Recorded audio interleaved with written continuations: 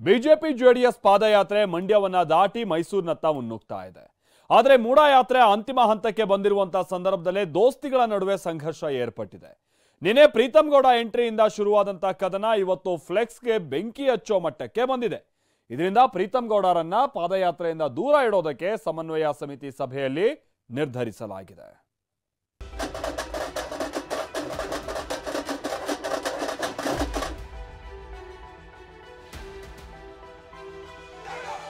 ದೋಸ್ತಿಗಳ ಯಾತ್ರೆಯಲ್ಲಿ ಕುಸ್ತಿ, ಮುಡಾ ಯಾತ್ರೆ ನಡೆಸ್ತಿರೋರ ಮಧ್ಯೆಯೇ ಹೊಡೆದಾಟ.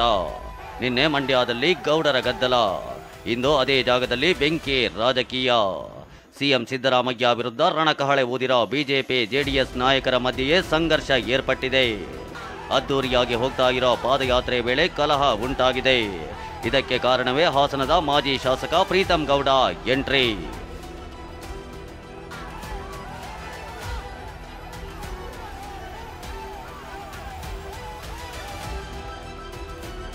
ಮಂಡ್ಯದಲ್ಲಿ ನಿನ್ನೆ ಗೌಡರ ಗದ್ದಲ, ಇಂದು ಬೆಂಕಿ ರಾಜಕೀಯ. ಪಾದಯಾತ್ರೆಯಲ್ಲಿ ನಿಲ್ಲದ ಎಚ್ಡಿಕೆ ವರ್ಸಸ್ ಪ್ರೀತಮ್ ಗೌಡ ಬಣ ಸಮರ. ಎಸ್, ಈ ಎರಡು ದೃಶ್ಯಗಳನ್ನೊಮ್ಮೆ ನೋಡಿ. ನಿನ್ನೆ ಪಾದಯಾತ್ರೆ ಮಂಡ್ಯ ಅಖಾಡಕ್ಕೆ ಎಂಟ್ರಿ ಕೊಡ್ತಾ ಇದ್ದಂತೆ ದೊಡ್ಡ ಯುದ್ಧವೇ ನಡೆದು ಹೋಗಿದೆ. ಎಲ್ಲವೋ ಸರಿ ಹೋಯಿತು ಎನ್ನುವಷ್ಟರಲ್ಲಿ ಪ್ರೀತಮ್ ಗೌಡ ಭಾವಚಿತ್ರವಿದ್ದ ಫ್ಲೆಕ್ಸ್ಗೆ ಬೆಂಕಿ ಹಾಕಲಾಗಿದೆ.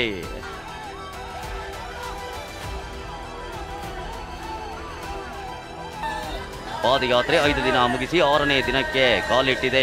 ಸರ್ಕಾರದ ವಿರುದ್ಧ ಗರ್ಜಿಸಲು ಕಮಲ ದಳ ನಾಯಕರು ಸಜ್ಜಾಗಿದ್ದಾರೆ.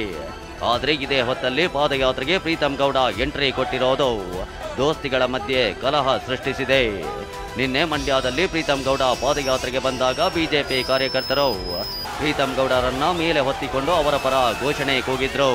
ಗೌಡರ ಗೌಡ ಪ್ರೀತಮ್ ಗೌಡ ಅಂತ ಪ್ರೀತಮ್ ಬೆಂಬಲಿಗರು ಅಬ್ಬರಿಸಿದ್ರು. ಹೀಗೆ ಪ್ರೀತಮ್ ಪರ ಘೋಷಣೆ ಮೊಳಗಿದ್ದೇ ತಡ ಜೆಡಿಎಸ್ ಕಾರ್ಯಕರ್ತರು ಅವರನ್ನ ತಡೆಯೋಕೆ ಮುಂದಾದ್ರು. ಆಗ ದೊಡ್ಡ ವಾಗ್ವಾದವೇ ನಡೆಯಿತು. ಅಷ್ಟೇ ಅಲ್ಲ, ಬಿಜೆಪಿ ಜೆಡಿಎಸ್ ಕಾರ್ಯಕರ್ತರ ಮಧ್ಯೆ ಹೊಡೆದಾಟವೂ ನಡೆಯಿತು.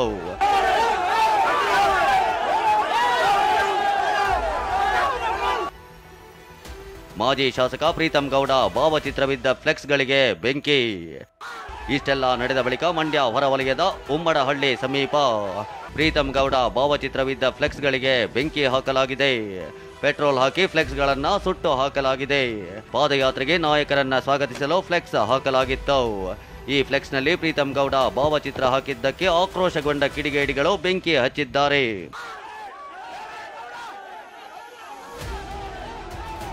ಈ ಬೆಂಕಿ ರಾಜಕೀಯದ ಬಗ್ಗೆ ಪ್ರತಿಕ್ರಿಯಿಸಿದ ಬಿಜೆಪಿ ಎಂಎಲ್ಸಿ ಸಿಟಿ ರವಿ, ರಾಜಕಾರಣದಲ್ಲಿ ಕೆಲವರು ಸೈಡ್ ಆಕ್ಟರ್ಗಳು ಇರ್ತಾರೆ ಅಂತ ಕುಟುಕಿದ್ದಾರೆ.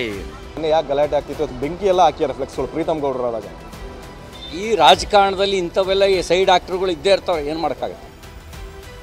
ಮೈತ್ರಿ ನಾಯಕರ ಮುಡಾ ಯಾತ್ರೆಯಿಂದ ಪ್ರೀತಮ್ ಗೌಡಗೆ ಪ್ರೀತಮ್ ಗೌಡ ಬೆಂಬಲಿಗರ ಉಪಟಳದಿಂದ ಬೇಸತ್ತ ಜೆಡಿಎಸ್ ಕಾರ್ಯಕರ್ತರು ನಿನ್ನೆ ವಿಜಯೇಂದ್ರರನ್ನ ಅಡ್ಡಗಟ್ಟಿದ್ರು.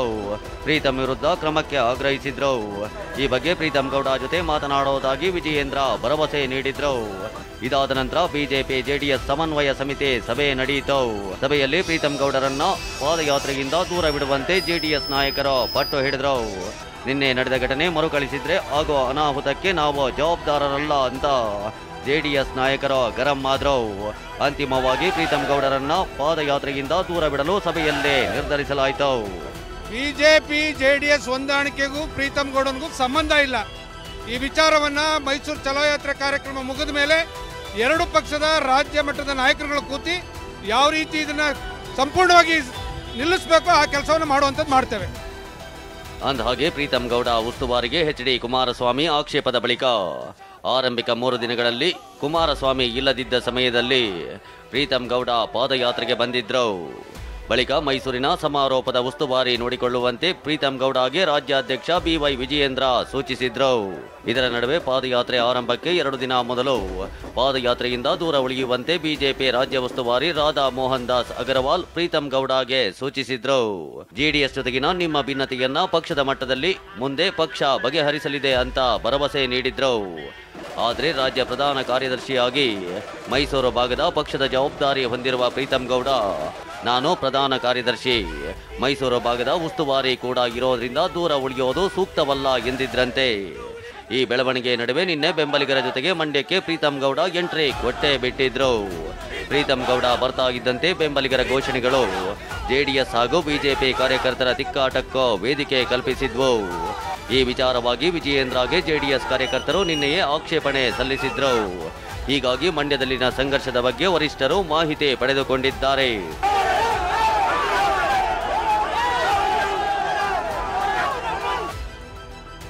ಬಿಜೆಪಿ ಜೆಡಿಎಸ್ ಪಾದಯಾತ್ರೆಯಿಂದ ದೂರ ಉಳಿದ ಸುಮಲತಾ. ಇದರ ಮಧ್ಯೆ ಮಂಡ್ಯ ಮಾಜಿ ಸಂಸದೆ ಸುಮಲತಾ ಪಾದಯಾತ್ರೆಯಿಂದ ದೂರ ಉಳಿದಿದ್ದಾರೆ. ಪಾದಯಾತ್ರೆ ಮಂಡ್ಯಕ್ಕೆ ಎಂಟ್ರಿ ಕೊಟ್ಟರು ಸುಮಲತಾ ಮಾತ್ರ ಎಲ್ಲೋ ಕಾಣಿಸಿಲ್ಲ. ಇವತ್ತು ಕೂಡ ಪಾದಯಾತ್ರೆಗೆ ಸುಮಲತಾ ಬರೋದು ಅನುಮಾನ ಎನ್ನಲಾಗ್ತಿದೆ. ಪಾದಯಾತ್ರೆ ಖಂಡಿಸಿ ಶೋಷಿತ ವರ್ಗಗಳ ಒಕ್ಕೂಟ ಪ್ರತಿಭಟನೆ. ಇತ್ತ ವಿಜಯೇಂದ್ರ ನೇತೃತ್ವದಲ್ಲಿ ಪಾದಯಾತ್ರೆ ಮೈಸೂರಿನತ್ತ ನುಗ್ಗುತ್ತಿದೆ.